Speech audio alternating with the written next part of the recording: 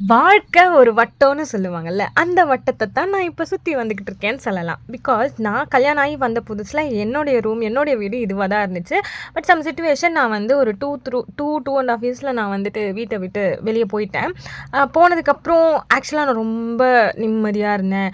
ரொம்ப சந்தோஷமா இருந்தேன். எனக்கும் என் ஹஸ்பண்டுக்கும் நடுவுல அப்பதான் ஆக்சுவலி எங்களுக்குள்ள ஒரு அண்டர்ஸ்டாண்டிங்கே வந்துச்சு. அதுவரைக்கும் அடிக்கடி சண்டைலாம் போட்டுப்போம். பட் சேர்ந்துப்போம். பட் ஸ்டில் எங்களுக்கான புரிதல்ங்கிறது என் வாழ்க்கையில அப்பதான் வர ஆரம்பிச்சது. அதுக்கப்புறமா தான் ஒரு டிஃப்ரென்ஸ் வந்துச்சு. நான் வந்து அவர வந்து உங்க அம்மா வீட்டுக்கு போயிட்டு வரலான்னு சொல்றது போயி, அவர் வந்து இல்லப்பா அங்க போ வேண்டாம். நம்ம இங்கேயே இருக்கலாம் அப்படின்னு சொல்ற ஒரு டைம்லாம் அந்த வீட்ல தான் நடந்துச்சு. ஸோ அவர் என் கூட க்ளோஸா இருக்கிற டைம்லாம் அந்த வீட்ல தான் நடந்திருக்கு. ஒன்ஸ் சம் சிச்சுவேஷன் மறுபடியும் 2 இயர்ஸ்ல வந்து நாங்க இந்த வீட்டுக்கு ரிட்டர்ன் வரணும் அப்படின்னு யோசிச்சோம். யோசிச்சு உடனே நாங்க வந்துடல. நெறைய யோசிச்சோம். நெறைய மந்த் தள்ளி போட்டோம். பேசிப்போம், சண்டை போட்டுப்போம், மறுபடியும் பேசிப்போம். சரி போயிடலான்னு சொல்லுவோம். 4 பைய தூக்கிட்டு வருவோம். அப்புறம் வேணான்னு யோசிப்போம்.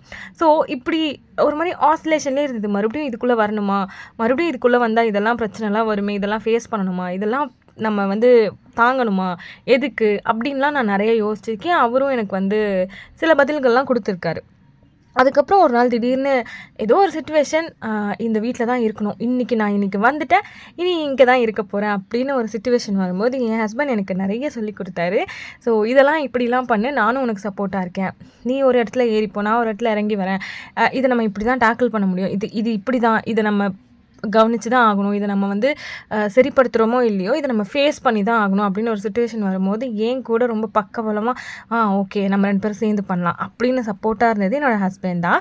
ஸோ பேக் டூ மாமனார் வீடு.